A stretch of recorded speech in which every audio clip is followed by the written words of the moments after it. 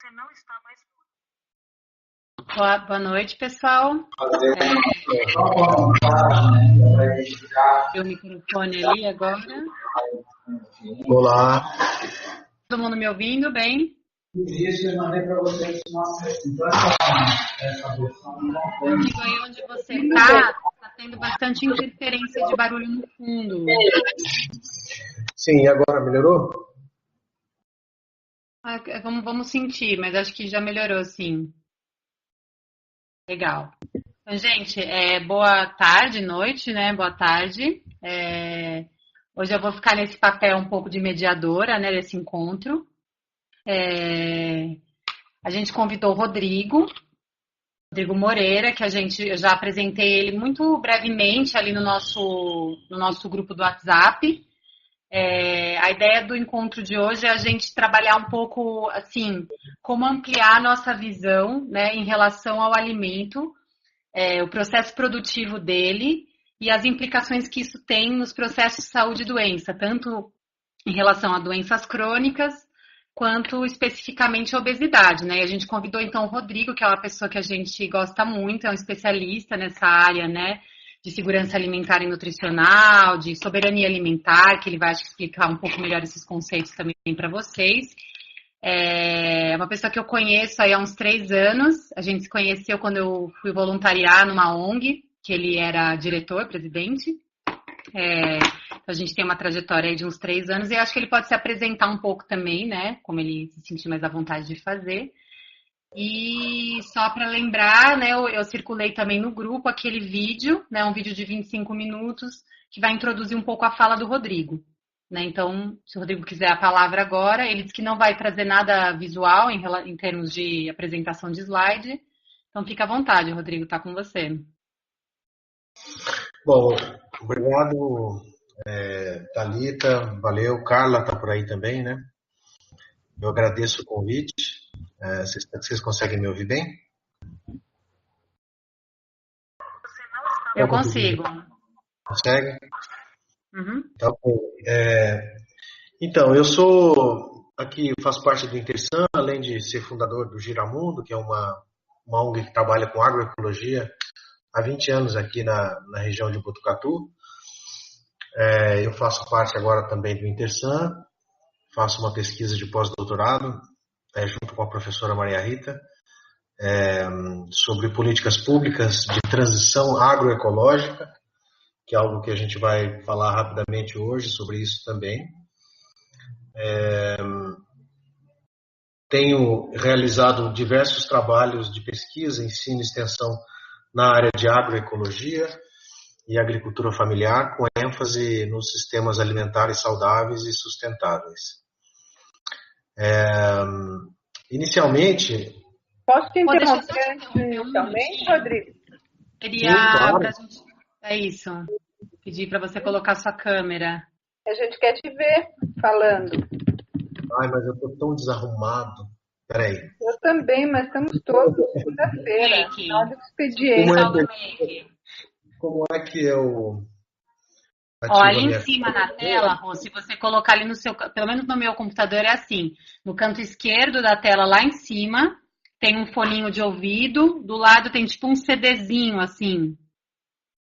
Tá vendo? 3 ícones ali. É esse ícone, o segundo ícone. Esse que é tipo um CDzinho. Clica nele, que daí ele já vai habilitar sua câmera. Sim, estou fazendo isso.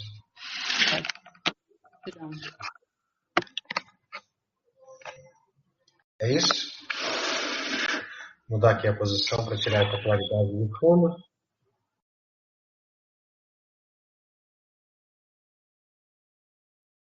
Isso. Beleza? É isso? Posso iniciar?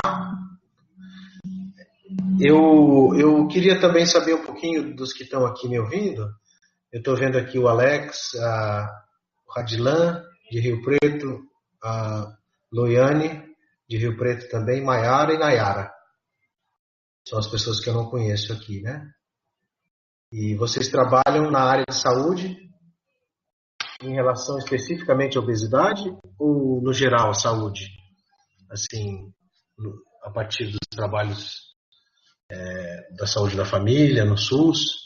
Só para eu saber um pouquinho da história de vocês aí. O pessoal está sem microfone, eu não sei se eles conseguem intervir. Esse grupo aqui, Rô, ele é um grupo que participou da especialização, né, que está tendo um processo ainda que ainda está acontecendo, que é a especialização para a linha do cuidado do paciente obeso, né? E aí seria, na verdade, um grupo que está se organizando e fazendo intervenções com pacientes que estão na fila de espera de cirurgia bariátrica no hospital em Rio Preto. Então, essa turma é toda de Rio Preto. Eu não sei se eu tinha trazido esse dado para você. Aí, se cada um quiser falar um pouco de si também. Thalita, Rodrigo. Olá, Boa tarde. Oi, Rodrigo. Oi, Thalita. Boa tarde, pessoal. Eu vou ficar aqui no apoio, mas vou deixar meu microfone mudo. Escrevem qualquer coisa pelo WhatsApp, eu fico ligado, tá bom? Boa reunião. Tá bom, Julião, muito obrigada.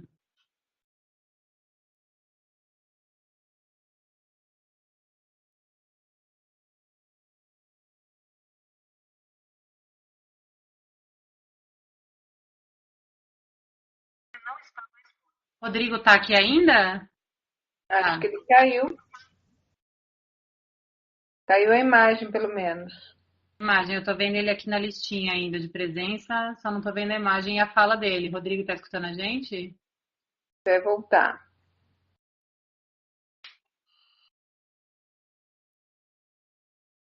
Ele disse ali que caiu, que tá reconectando. Já voltou aqui.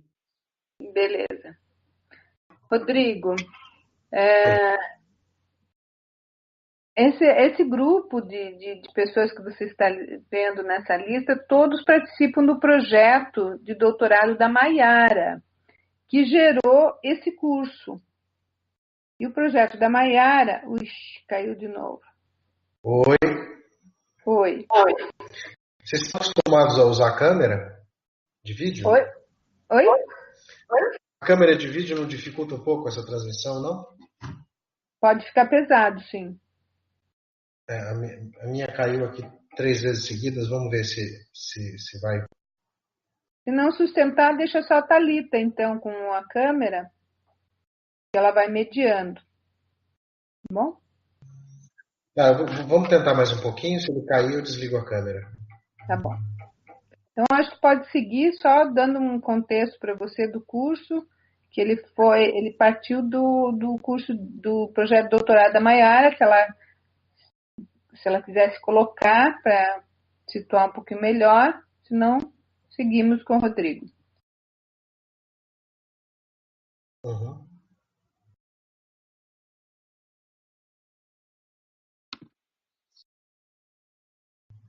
A Maiara, acho que estou saindo aqui da sessão.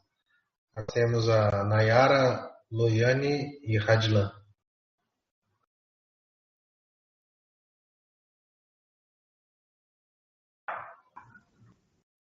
Adilan.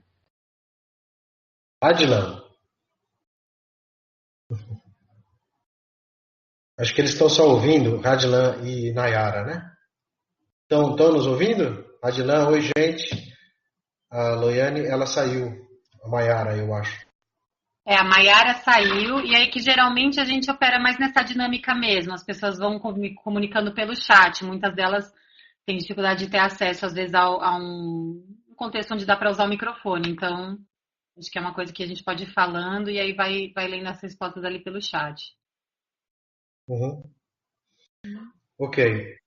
Então eu vou desenvolver um pouquinho, vocês vejam se dá para ouvir. E acho que daqui a pouco a gente pode ir interagindo também, né? A partir das questões que vocês têm, para ficar uma coisa mais fluida também. Eu sou formado em veterinária em 1998, aqui na Unesp de Botucatu. E logo que saí da universidade, fui trabalhar com pecuária leiteira, produção de leite. E depois de um ano trabalhando na produção de leite convencional, eu percebi que muitas coisas não haviam me ensinado na universidade. E os sistemas de produção com os quais eu estava lidando eram sistemas de produção bastante insustentáveis do ponto de vista econômico, ambiental e social. De fato, a produção de alimentos no Brasil, ela passou por uma transformação muito profunda a partir da década de 60 e principalmente da década de 70, quando... Vocês conseguem me ouvir direitinho? Sim. Quando o Brasil juntou as condições para industrializar de vez a sua agricultura, fazendo um ciclo pesado de industrialização após a década de 70, um ciclo de industrialização que a Europa já havia conhecido, e os Estados Unidos, 30, 40 anos antes, né? Após a década de 20, 30, os sistemas de produção nos países do norte começam a se industrializar e muito do que se fez por lá a gente acaba trazendo para cá, para o Brasil, que é um país continental, com uma extensão territorial e uma diversidade muito grande de biomas e de condições de produção, condições sociais, culturais, ambientais para a produção agrícola. Então, a gente começou a passar por um processo que foi conhecido depois e foi nominado como Revolução Verde. A Revolução Verde nada mais é do que a modernização da agricultura, essa modernização no sentido da industrialização da agricultura. E ela chamava-se Revolução Verde porque ela queria se contrapor à Revolução Vermelha, à Revolução Comunista, a revolução que pensava em reforma agrária para potencializar a pequena agricultura. Então ela ficou com esse nome de Revolução Verde. Mas, na verdade, ela foi uma revolução tecnológica na agricultura e a gente chama essa revolução, essa modernização, de modernização conservadora. Por que modernização conservadora? Porque ela conservou as condições de desigualdade acumuladas na sociedade brasileira desde que a gente, desde os períodos coloniais, e o Brasil nunca teve uma política para, de fato, democratizar o acesso à terra.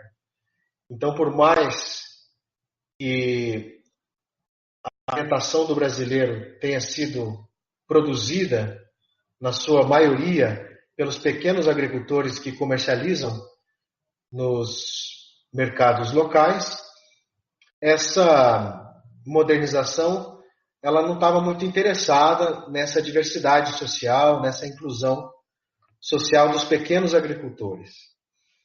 Então nós passamos por um processo longo de modernização, caracterizado basicamente por concentração fundiária, ou seja, concentração das terras cada vez mais nas mãos de menos agricultores, a utilização crescente de uma série de fatores de produção utilizados e fornecidos pela indústria, como os fertilizantes químicos, a mecanização, o maquinário pesado desenhado para as grandes superfícies de produção, o crédito agrícola para poder financiar tudo isso com o apoio dos bancos. Esse pacote tecnológico ele era caro, né? Você comprar o pacote que estava embutido a mecanização, as sementes melhoradas e outros fatores como os fertilizantes químicos e a partir da década de 70 pesadamente o uso de agrotóxicos, né? Tudo isso fazia parte dessa ideia de modernizar o campo sem prestar atenção na diversidade de condições e diversidade sociocultural e ambiental que a gente tinha no Brasil. Então, o interesse maior era atrelar os agricultores brasileiros a esse pacote tecnológico que, por um lado, aumentou a produtividade, a produção de grandes monocultivos, de grandes monoculturas, embora essas monoculturas principalmente voltadas para o mercado externo, commodities agrícolas, não só agrícolas, mas também energéticas, como a cana-de-açúcar, por exemplo, que tem o seu grande impulso na década de 70 também, depois de ter sido uma cultura real. A cana-de-açúcar em São Paulo, por exemplo, ela adquire uma notoriedade a partir do incentivo da produção de energia na cana-de-açúcar. Então, muito do que foi sendo feito foi uma cópia das propostas gestadas nos países do norte, que foram sendo incorporadas no Brasil para que a gente tivesse único foco exclusivo no aumento da produtividade dos cultivos das grandes propriedades. Então, com isso, a gente foi estabelecendo um processo de exclusão social na pequena agricultura e dos trabalhadores rurais. Então, paralelo ao processo de modernização da agricultura, a gente tem uma expansão vertiginosa no Brasil da urbanização. Então, o Brasil urbanizou muito as suas regiões, em cidades médias e cidades grandes. A urbanização foi feroz entre 1970 e 1990. 30 milhões de pessoas deixaram o campo nesses 20 anos, por exemplo. E esse processo de intensificação produtiva e êxodo e urbanização não parou mais. Ele segue a passos largos até hoje. Não é? Então, com esse modelo colocado, ele foi um modelo que foi sendo estimulado também a partir da política pública. Não só com crédito barato, para que os agricultores possam comprar os insumos industriais, produzir e vender a sua produção. Então, o crédito ele era central dentro desse pacote. Mas a partir da final da década de 70 e década de 80, a gente começa a desenvolver um aparato científico e tecnológico poderoso também. Então você tem aí a emergência da Embrapa como uma empresa de pesquisa agropecuária, a emergência da Embrater, que é um sistema de assistência técnica e extensão rural, para levar essa tecnologia dita moderna da Revolução Verde para os pequenos agricultores e essencialmente para os grandes agricultores. E a gente tem também um ciclo de formação de recursos humanos dentro das universidades. Então você constrói um sistema alimentar com base na utilização da energia fóssil, porque a energia fóssil está na base da mecanização, está na base da produção dos fertilizantes químicos e da petroquímica.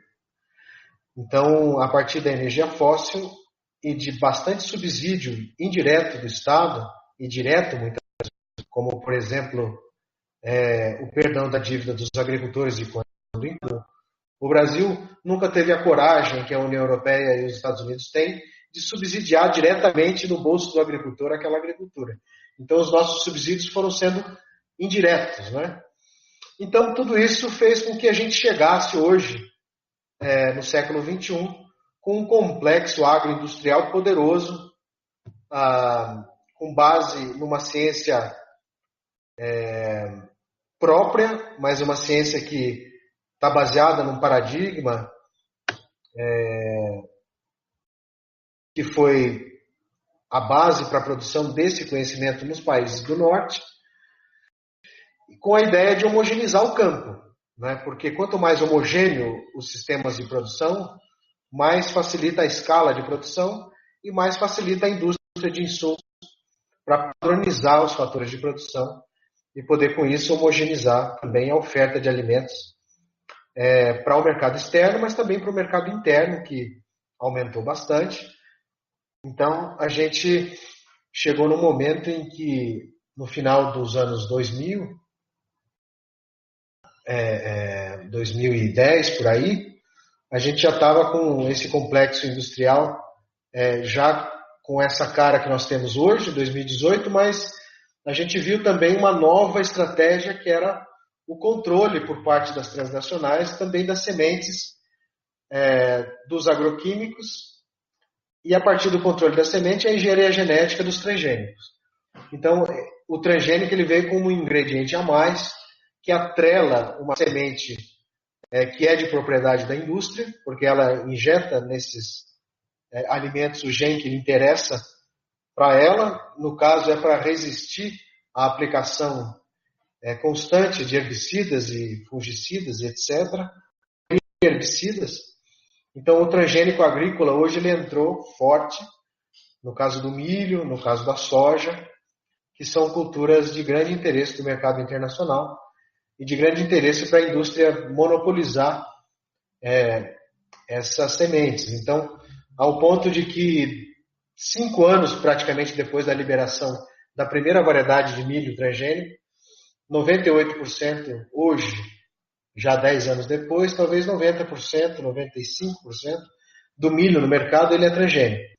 Então, as empresas, as indústrias de insumo conseguiram monopolizar o mercado antes da produção, né? Aquele mercado dos insumos industriais para a produção. E com isso também, elas também conseguiram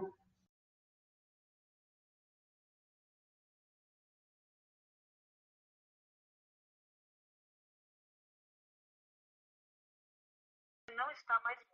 Congelou, acho que o Rodrigo caiu, pessoal. Voltou aqui. A gente não te escuta, Rô. Vê se você está com o microfone habilitado. Alô? Sim, agora sim. Tá, então a indústria que forneceu todos esses insumos, ela conseguiu se concentrar de uma tal forma que cerca de 4 ou 5 empresas mundiais produzem 70% das sementes e dos agroquímicos que a gente usa hoje na agricultura. E por outro lado também outras grandes empresas comercializadoras conseguiram monopolizar a comercialização das commodities no mercado internacional. Então, a Cargill, empresas como a Cargill, por exemplo, que é uma empresa inglesa grande, e mais 2 ou 3, elas detêm cerca de 70% aí do mercado de grãos internacionalmente. Então, a agricultura ela virou um grande negócio atrelado aos desejos de expansão do consumo de proteína animal, por exemplo, no países do norte ou nos países emergentes. E o Brasil se consolidou com isso como um grande agroexportador, não só daqueles produtos que a gente vinha exportando durante a colonização, como o café e o açúcar, mas também com outros produtos chaves para o mercado internacional, que é a soja, a produção de fibras como eucalipto, a produção de laranja, para suco de laranja, e outras commodities aí que interessam ao mercado internacional. Então, muito da nossa agricultura foi projetado e foi modelado.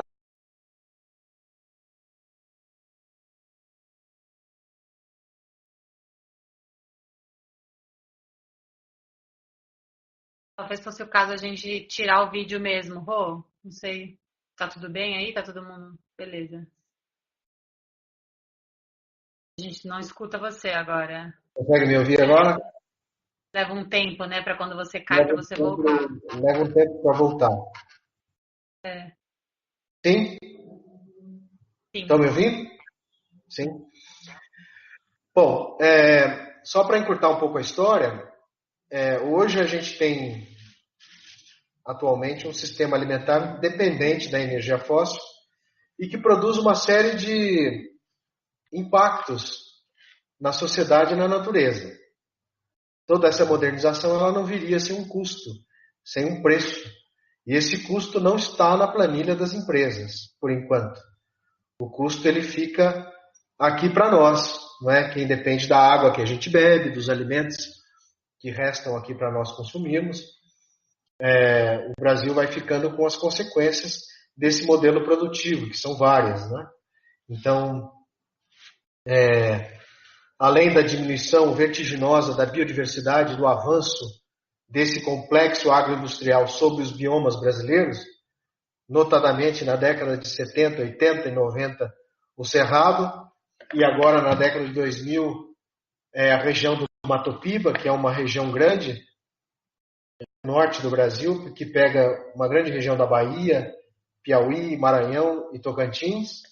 A floresta amazônica também está na linha de frente agora da expansão agrícola. Então, como o Brasil se coloca nessa posição de fornecer commodities para o mundo, sem que houvesse um certo limite para isso, a gente, como é um bom negócio para os fazendeiros, para os grandes empresários agrícolas e as corporações, a gente segue nessa toada, né? E também a gente desonerou toda a exportação de commodities com a Lei Candir na década de 90. Então, para você ter uma ideia, no ano passado o Brasil exportou 86 bilhões de dólares, que são quase 400 bilhões de reais, e arrecadou 44 mil reais de impostos. Então, assim, a gente fica, de fato, com as consequências. E quais são as consequências desse modelo agrícola? As consequências são tirar as pessoas da agricultura, dificultar a vida dos pequenos agricultores que não se encaixam nesse modelo que é desenhado para grande propriedade.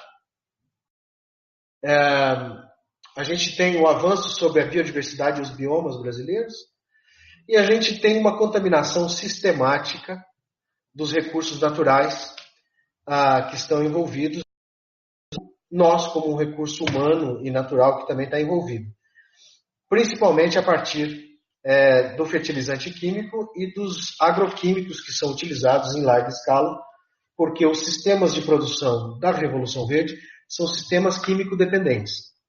Eles não funcionam sem a química. São grandes monoculturas que, como monocultura, naturalmente ela vai doente com o passar do tempo. E quando ela fica doente, você tem a necessidade de usar sistematicamente uma gama ampla de agroquímicos, que são compostos de síntese de química que não existem na natureza. Esses compostos são bioacumuláveis.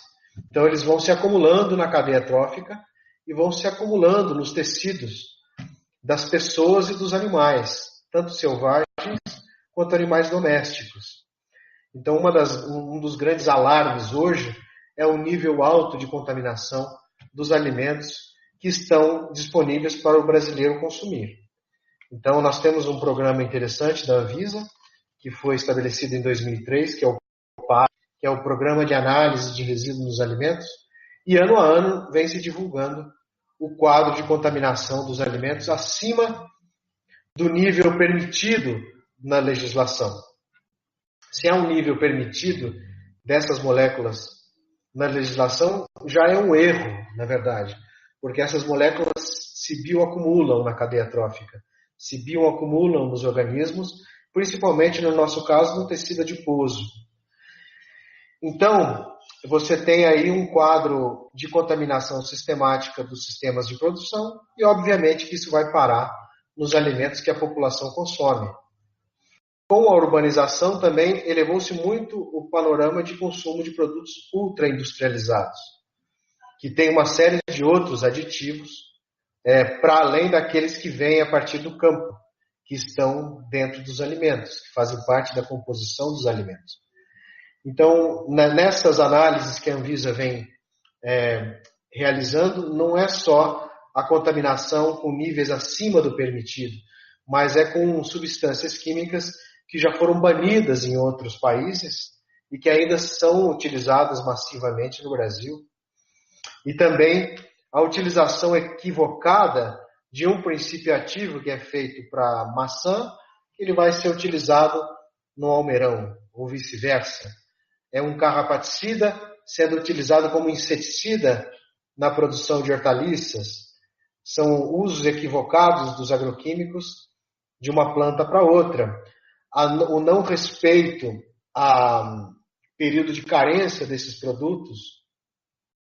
Então, o sujeito precisa aproveitar o preço da safra de feijão, ele vai lá e pulveriza para dessecar o feijão de forma uniforme.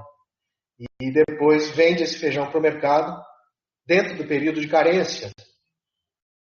Então, tem uma série de arbitrariedades e de má utilização dos agrotóxicos que se somam ao problema de fundo, que é de concepção dos sistemas de produção que são dependentes químicos. Então, além da aplicação sistemática, quando eu digo sistemática, ela faz parte do receituário agronômico. Você não planta aquela cultura sem estabelecer um herbicida pré-emergente, depois um herbicida pós-emergente, depois vem uma carga de fungicidas, de inseticidas, de acaricidas, dependendo aí de como vai aquela cultura, né?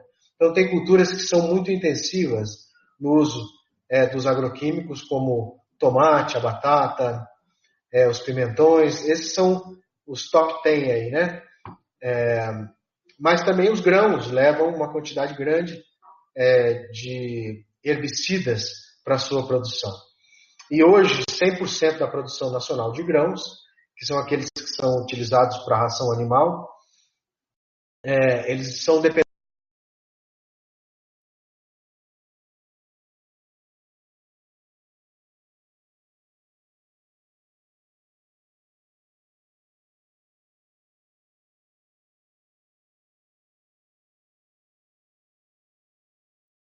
Vocês ouviram falar do glifosato?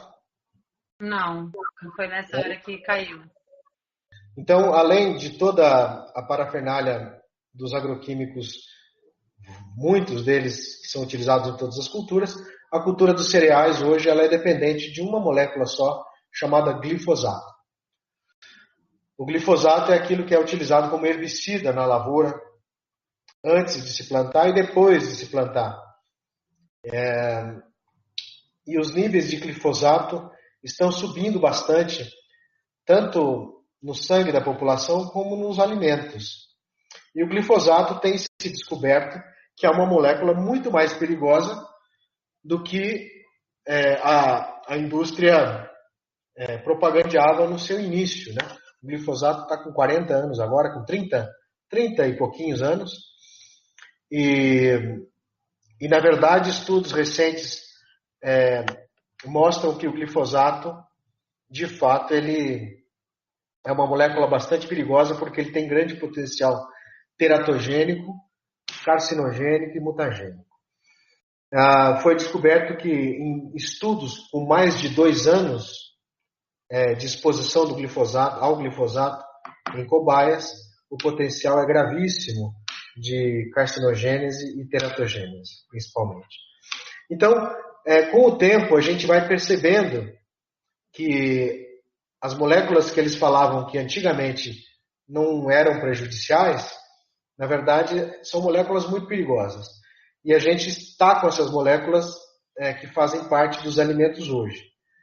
Então, além de toda a biodiversidade estar ameaçada, a reprodução da biodiversidade, nós temos aí um rastro de destruição que é proporcionado pelo uso sistemático de agroquímicos. Não só nos trabalhadores de fábrica, porque os trabalhadores de fábrica são os primeiramente afetados pela produção dos agroquímicos, os trabalhadores que aplicam esses agroquímicos são a segunda linha de frente.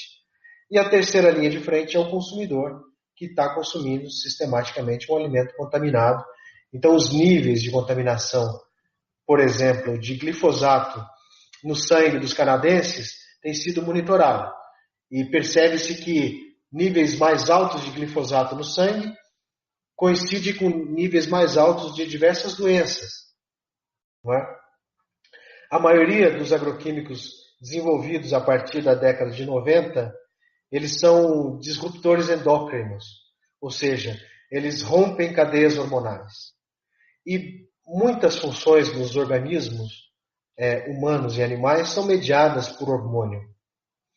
Então, tem gente sugerindo, e eu não tenho esses dados agora, a Thalita até me enviou alguns trabalhos que eu não tive tempo de me aprofundar, que estão relacionando também o fenômeno, esse surto de obesidade que a gente está enfrentando nas sociedades industrializadas, também a partir desse potencial de ruptura de cadeias hormonais, né? Os obesogenos, que eu acho que seriam esses compostos produtos da ruptura de cadeias hormonais. Então, não falta trabalho, na verdade, científico para provar que cerca de 80% a 90% dos princípios ativos que são utilizados na agricultura para produzir os alimentos têm efeitos teratogênico, se não teratogênico, carcinogênico, se não carcinogênico, mutagênico. Agora, exogênico, eu não tenho esses dados ainda, que eu acho que é uma coisa que está por vir aí. Os autores estão sugerindo que haja essa correlação, mas eu ainda não vi, e porque talvez essa não seja a minha área de estudo especificamente, eu ainda vi os últimos trabalhos que tentam correlacionar de obesidade com a contaminação dos agroquímicos. Bom, esse é o nosso quadro que a gente tem, né? Agricultores sendo excluídos, uma dificuldade de apoiar os pequenos agricultores que produzem a maioria da comida do brasileiro. Então a gente tem mais essa característica, né? A agricultura familiar, que está mais próxima dos mercados locais, ela produz a maioria dos alimentos que o brasileiro consome, e todo o aparato científico e tecnológico está desenvolvido para uma outra agricultura, uma agricultura de grande escala, que está aí sujeita aos interesses internacionais e da nossa elite empresarial brasileira. Então, os impactos são muito grandes. Qual é a alternativa, né, que a gente tem se o nosso sistema alimentar hoje está sequestrado pela indústria e num contexto de urbanização violenta que nós vemos no Brasil? Qual é a alternativa, né? A alternativa está numa transição agroecológica. A agroecologia é um campo da ciência que vem se desenvolvendo nos últimos 20 anos, que tenta fazer um diálogo entre ciências naturais e ciências sociais, entre diversos campos do conhecimento científico que foram separados pela ciência convencional para a produção das monoculturas. A nossa tentativa agora é reunir de novo uma base de conhecimentos de diversos campos do conhecimento científico e do conhecimento popular produzido pelos agricultores. Porque todo esse conhecimento científico que produziu a agricultura química, ele foi um conhecimento produzido pela ciência, quase que único e exclusivamente. Muitos conhecimentos dos agricultores sobre como manejar os seus sistemas de produção foram relegados para segundo plano. Então, qual é a alternativa hoje? É dialogar com os pequenos agricultores que produzem a maioria da nossa alimentação, que manejam na pequena e na média escala. É mais fácil você fazer um sistema agroecológico, um sistema orgânico de produção, a partir da pequena produção do que da grande propriedade, a partir não só de um campo científico que vai unir aí a sociologia, a antropologia, a ecologia, as ciências sociais que estudam o desenvolvimento rural, a psicologia, a educação, a pedagogia. Então, a agroecologia, nessa tentativa de fazer um diálogo novamente entre ciências naturais e sociais, a ideia é produzir um sistema de produção que seja mais sustentável, ou seja, que seja apropriado para a pequena agricultura, que seja voltado para os mercados locais, porque custa muito caro mandar os alimentos de cá para lá em grandes distâncias, isso encarece, isso gasta combustível, isso aumenta a pegada ecológica desses alimentos que vão a grandes distâncias. Então, além dessa nova ciência significar uma nova forma de se desenhar os sistemas de produção, de produzir conhecimento a partir não só do conhecimento científico, mas também da revalorização do conhecimento popular dos agricultores, a agroecologia também é um movimento. Ela se constitui.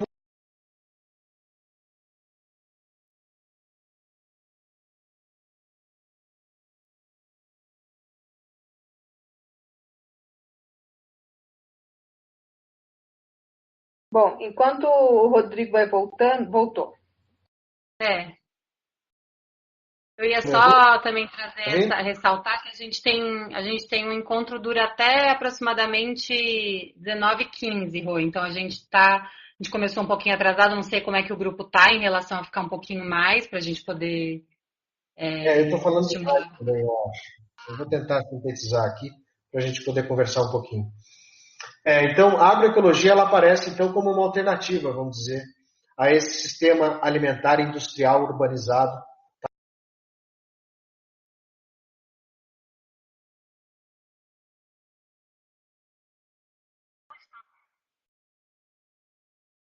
Cortou novamente aqui, pessoal.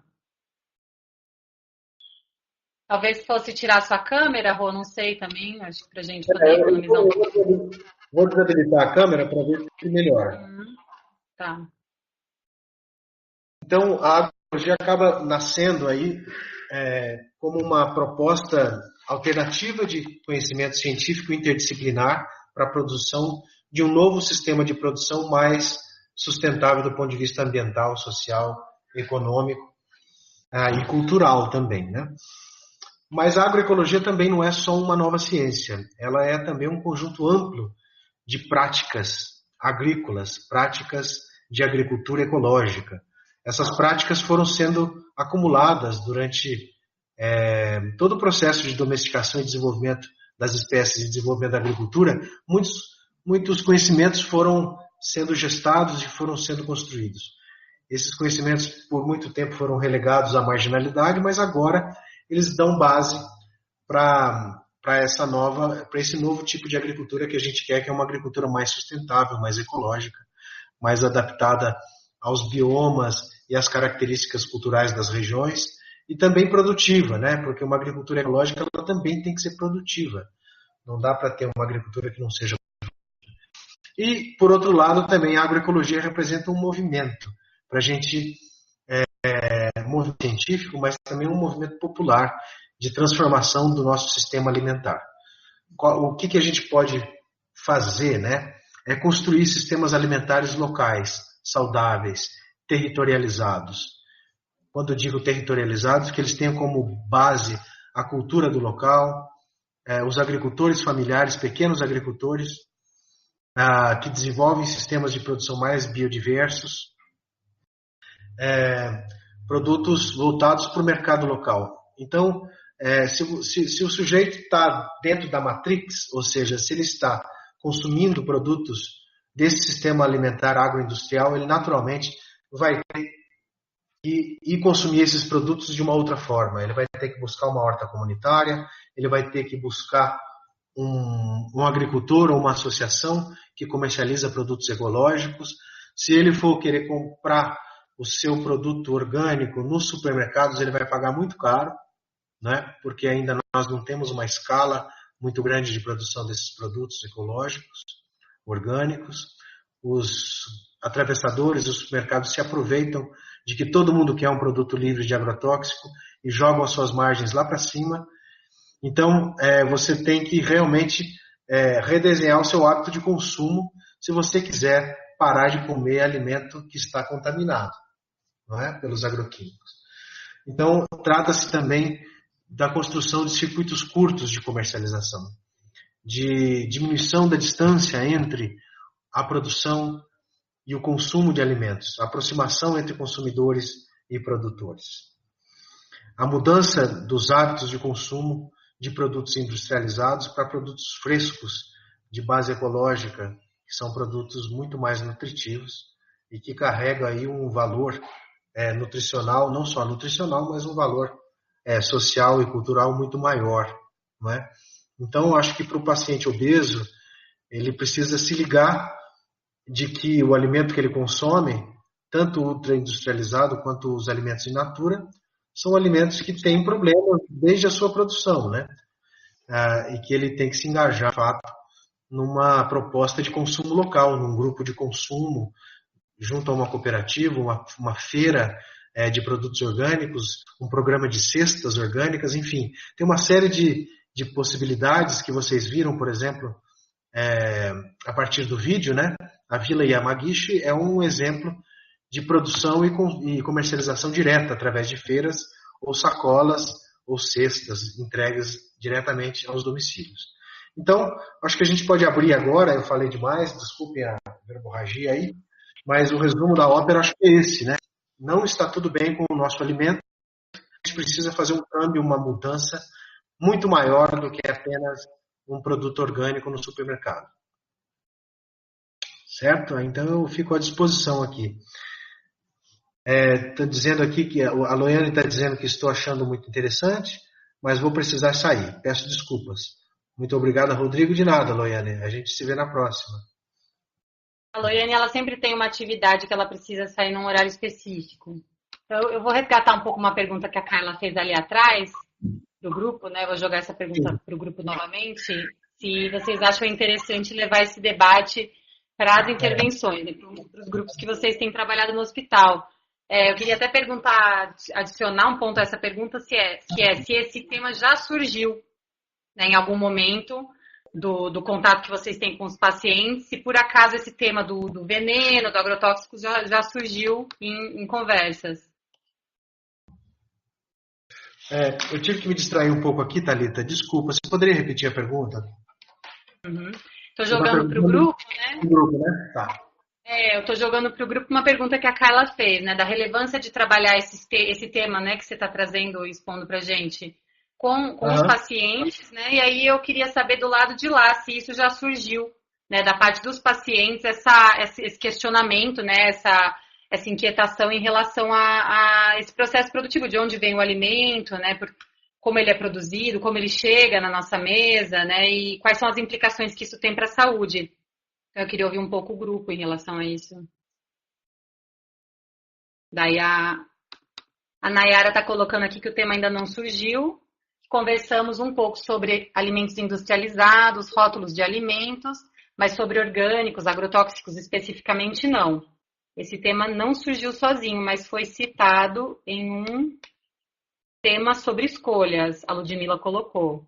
Algumas orientações sobre processados, então mais nível de processamento do que especificamente essa questão do processo produtivo, né? Eu estou falando isso também porque eu recentemente, né, hoje inclusive, estava trabalhando com um grupo e esse tema surgiu, né? Esse tema, os pacientes trouxeram essa questão na unidade de saúde, né? Da importância da gente consumir alimentos sem veneno. E eu tenho tido um questionamento em relação à questão da obesidade, porque eu vejo muito paciente que assim, refere a hábitos alimentares adequados, né? Tem um estilo de vida razoável, mas não perde peso. Isso eu tenho encontrado com uma certa frequência. E aí, quando eu vi essa correlação, né, da questão dos POPs, né, que são o que o Rodrigo estava falando, que são esses componentes químicos que ficam sendo acumulados, né, no nosso corpo, que são os persistent organic pollutants, e como eles podem ter um impacto, né, na questão do nosso tecido adiposo, e como isso pode gerar alterações metabólicas, e também o próprio consumo de muitos produtos cárneos, que tem muito antibiótico utilizado na produção, que isso também tem afetado, né, a forma como o nosso corpo metaboliza o alimento e acaba promovendo também processos inflamatórios que estão também na base aí da obesidade, né? Então eu fiquei me perguntando, será que isso não é uma resposta, né, para essa pergunta, que eu não sei se vocês também têm essa pergunta, se vocês encontram esse tipo de paciente, né, que às vezes adere conduta alimentar, muda assim, o estilo de vida e não perde peso.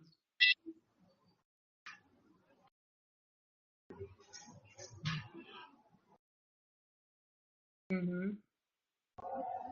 A Yara está dizendo que não sabe em relação à questão endócrina, né, e tecido adiposo, mas que com alguns anos de experiências ela percebe que nem sempre os pacientes obesos sabem quantificar o que eles comem, né?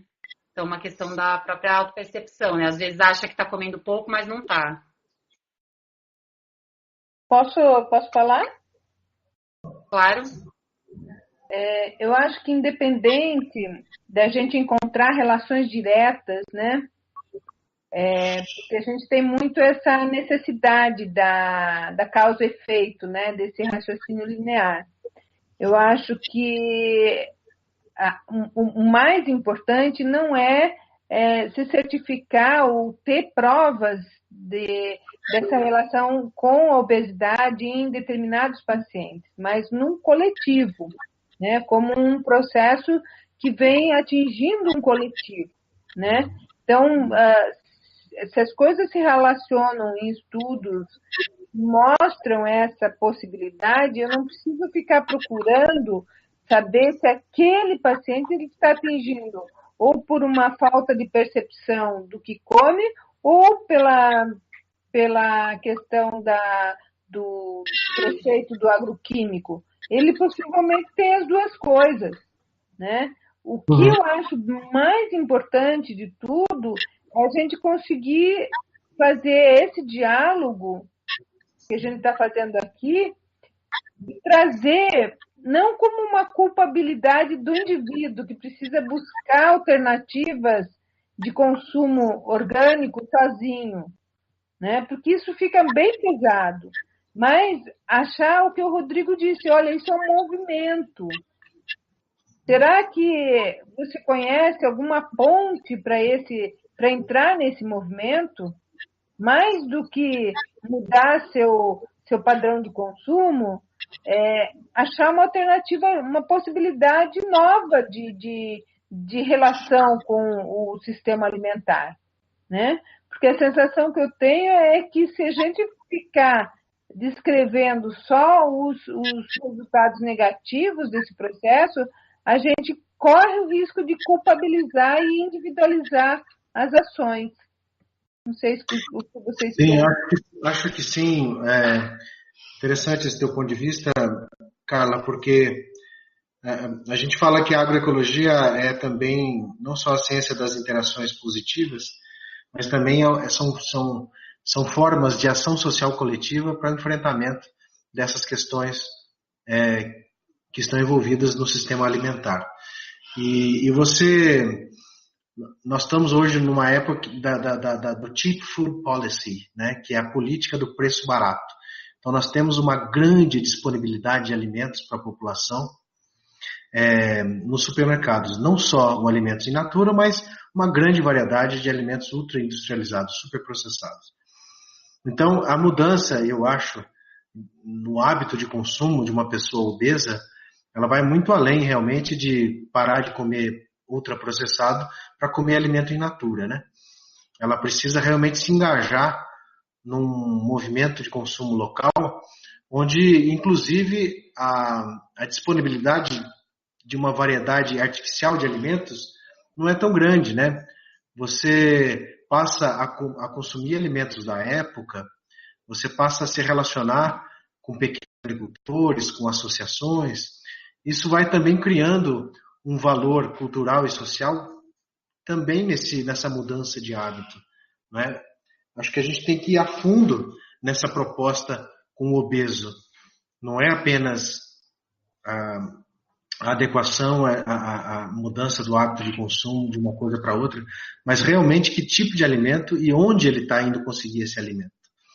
Se ele continuar frequentando os mesmos espaços, né, para comprar o seu alimento, ele vai continuar sendo tentado, vamos dizer assim, pela indústria, né, que está louca para que ele realmente continue consumindo desenfreadamente alimentos altamente insalubres, né, do ponto de vista aí da saúde, com altas cargas de gordura e açúcares. Então, acho que a mudança que a agroecologia propõe como movimento está nesse quesito, né? A gente precisa se engajar na relocalização da produção e do consumo. Nós precisamos fazer A isso. Nayara está trazendo aqui a questão do acesso, né, a esse tipo de alimento, inclusive os pacientes se queixando, né, de dificuldade financeira para consumir alimento in natura de forma geral, né? Trazendo aí Sim. uma questão, né, do acesso ou da questão financeira, né, e às vezes a compreensão de que esses alimentos são mais caros, mesmo os in naturas, mesmo que eles não sejam produzidos de forma agroecológica ou orgânica, né, aí trazendo isso como um mito, que a gente já sabe que realmente é uma coisa que dá para a gente desconstruir, né, a relação do custo da alimentação, mas assim, onde buscar, né, então, você trouxe um pouco essa questão também, né, que os atravessadores aí colocam um preço, assim, um pouco abusivo, né, para esse modo de produção, e aí como que a gente poderia, pensando assim, né, numa orientação, o que você pensa que a gente poderia trazer para uma pessoa que talvez não tenha acesso? Acho que ela precisa buscar o contato direto com as organizações dos agricultores, ou com intermediação, ou com iniciativas de comercialização que sejam mais da economia solidária, que estejam antenadas nessa questão do preço abusivo, de não produzir, de não comercializar um produto com preço abusivo. Agora, tem muitas limitações ainda, né? Porque os produtos que vêm de fora, eles acabam chegando no local para o consumidor a um preço mais elevado. Então, acho que assim, procurar grupos locais de agricultores orgânicos, hortas comunitárias que têm o menor preço de todos os lugares, é uma alternativa. Ah, mas eu estou num bairro que não tem hortas comunitárias. Olha, busca na prefeitura, busca na CAT, na Casa da Agricultura, sempre tem um grupo aqui e ali para você se conectar, para o paciente obeso se conectar em todos os lugares, porque isso é uma rede. A agroecologia, esse movimento agroecológico, ele também é uma rede espalhada por todos os rincões do país. E se você vai em cada município, tem uma célula de resistência e que está comercializando produtos de maior qualidade. Às vezes vale mais a pena um alimento local, mesmo que seja convencional, do que um alimento que vem de fora. Todo alimento que está no circuito dos supermercados é um alimento que é produzido nas grandes superfícies, né, de produção. E quanto maior a superfície de produção, mais carregado de agroquímico ela é. Então, às vezes não tem um produto orgânico certificado, mas tem um produto dos agricultores familiares, produzidos no local que eu digo, naquela cidade, naquele bairro. Então, assim, tem que se descolar. Não dá para ficar esperando, não dá para buscar necessariamente no supermercado, porque o supermercado tem esse efeito deletério sobre os preços aí. É isso, busque a sua associação mais próxima. Não tem muito jeito. A gente já chegou aí no horário das 7h20, não sei se as pessoas podem ficar um pouquinho mais, né? Se quiserem ficar, se a gente pode ficar um pouquinho mais para... Se alguém tiver mais perguntas para colocar também, né, em relação a essa questão, a Carla aqui vai se colocar. Rodrigo, o pessoal pediu bastante a questão das referências, tudo que você puder mandar para a gente. Tá. Eu vou mandar para vocês a minha tese de doutorado, que ela é um resumo da ópera, dessa história toda aí, com as referências e tudo. Eu acho que está mais fácil ali. E tem também uma cartilha de agroecologia que o Giramundo fez no site para download. Eu posso enviar o link também. Por favor. E também, se você tiver essa questão da rede, de onde se localiza, como é que, né, o caminho das pedras aí para localizar os... Sim, por exemplo, teve um encontro agora recente em Rio Preto, da Copan. Existe da Ecofan, que é uma iniciativa de certificação participativa na região de Rio Preto. Lá tem uma célulazinha da Rede Paulista de Agroecologia, da Articulação Paulista de Agroecologia, em torno da Ecofan, se não me engano. Eu tenho o contato do Oscar Gardiano, que é o médico, inclusive, que eu acho que é um contato interessante para o grupo. Ele é um médico que é uma das lideranças do movimento agroecológico na região de Rio Preto. Nossa, que legal, muito legal. Eu posso passar o contato deles. Eles fizeram agora, recentemente, um encontro de agroecologia na região de Rio Preto. em praticamente todas as regiões do estado de São Paulo tem uma célulazinha do movimento agroecológico, um agricultor orgânico, uma associação. A A Adna participa. aqui que participa do CSA, que é a comunidade que sustenta a agricultura, Aí, né? muito legal. Esse é o caminho mais curto entre um produtor e um consumidor, é o CSA. Não tem burocracia, não tem impostos, não tem... a dificuldade maior é manter a diversidade dentro do CSA, porque também não se tem uma diversidade grande de agricultores dentro do CSA. O CSA é um modelo de rede de consumidores com um grupinho de produtores. Não é uma rede de produtores conectada a uma rede de consumidores. Então, manter a diversidade no CSA é sempre um desafio. Mas os produtos frescos, locais, são garantidos no CSA, que é uma ótima forma de comercialização que os países europeus e os norte-americanos inventaram, né? Os norte-americanos, depois a Europa, Japão tem muito CSA, milhões de pessoas em CSA. Uma questão que já surgiu anteriormente aqui no grupo é assim, eles estão trabalhando com pacientes que são de diversos territórios diferentes, né? Então, por exemplo, aqui em Botucatu a gente já fez mapeamento, né? Já fez o mapa das hortas, por exemplo. Mapa das hortas urbanas que a gente tem aqui, que é um programa da prefeitura, isso tem em Botucatu, não sei se tem em Rio Preto. E aí a gente pode trabalhar com o paciente, né? Onde acessar esses alimentos, né? Agora, no caso deles, é isso. Eles estão trabalhando com um grupo bem heterogêneo, né? Em termos de localidade, localização, assim. Uhum. A gente ainda não tem, por incrível que pareça, Thalita, um site onde você entra lá, clica naquela região e você já vai direto para o contato das pessoas que articulam isso na região. A gente ainda está nesse processo de elaboração. Quando eu digo a gente, é o movimento agroecológico do estado de São Paulo. Mas eu acho que o Intersan, inclusive com a plataforma de tecnologias sociais, vai poder ajudar nesse processo. Existe uma tentativa da Secretaria Estadual do Meio Ambiente também de mapear as experiências agroecológicas no estado de São Paulo. Então, assim, eu acho que a pessoa tem que procurar a sua prefeitura. O pessoal da CAT sempre tem informação de onde é que estão os grupos. O pessoal das casas de agriculturas. O IDEC tem um site também com o mapa das feiras, mas eu acho que é restrito à região da Grande São Paulo. IPEC, você falou Copan, né? Você falou uns nomes aí. Eu falei Ecofan com PH. Pessoal, eu preciso interromper que nós temos um compromisso de horário que a gente precisa fechar a sala. Tá legal. Então, eu estou à disposição aí, vou passar para a Thalita a minha tese para ela compartilhar com vocês. E também, qualquer outro contato, eu vou passando aí para vocês que seja de interesse do grupo aí. Tá bom? Obrigada, Rodrigo. De nada. Valeu, foi um prazer. Um abraço a todos. Muito obrigada, Rodrigo, pela participação. Foi muito bom. Que bom, Carla. Obrigado aí. Desculpa se eu falei muito. Não, o tempo foi curto. Então tá bom. Um abração para vocês. Obrigada, Thalita, pela mediação. Obrigada a todos. Um abraço. Até a próxima.